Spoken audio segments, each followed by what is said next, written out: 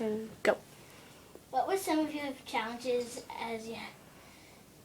of the challenges you had as a principal? As a principal, probably the biggest challenge is balancing all the demands of the job.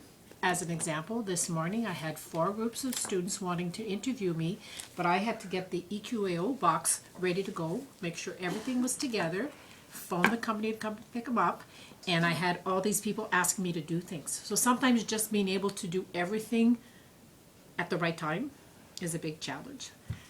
Sometimes it's dealing with some difficulties with students. Some students sometimes give me a hard time, just like they give their teacher a hard time, and usually I end up making not a bad decision, but a hard decision if they're not behaving properly.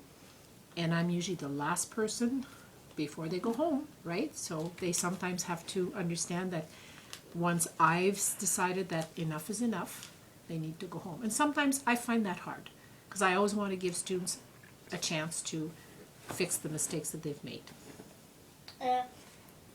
What challenges do you think the new principal will have? I think probably always the biggest challenge when you arrive to a school is getting to know all the students. One thing I know is I know every student's name in the school, and there are 255 students in the school. There's 30 staff, so I have to interact with anywhere between 250 to 300 people every day. So just managing that is a challenge, and getting to know the people.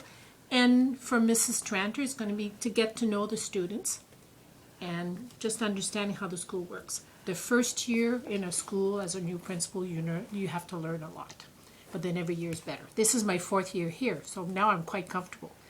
But when I arrived here, I had a lot to learn. Yep. Right? What will you do when you retire?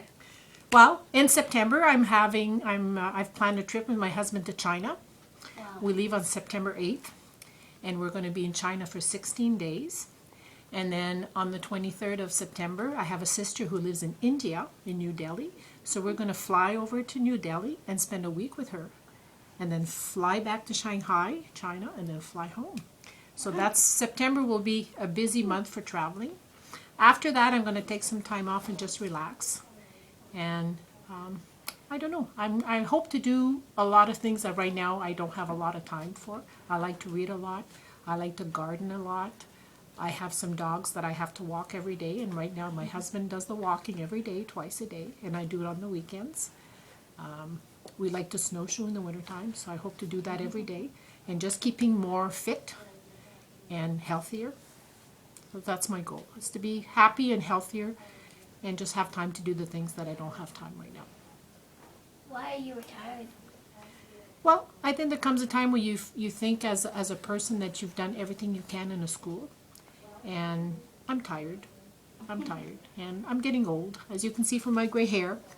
I've always had gray hair, but I decided not to color it this year. But I think it's time for a change for me, and I think it'll be a good change for the school to have a new principal, although I'm going to miss the students a lot.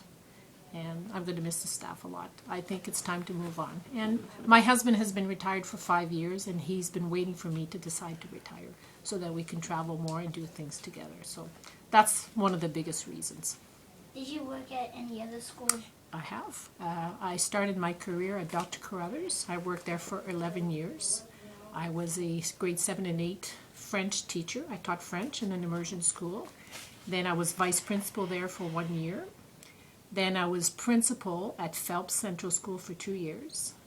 Then I was principal at Laurentian Public School for 6 years. Again, a French immersion school. And now I'm here. Wow. So 4 schools in total. Thank you, Mrs. Peddle. Okay. That's all the questions we have. Okay, well thank you. What does it look like? What do I want to see?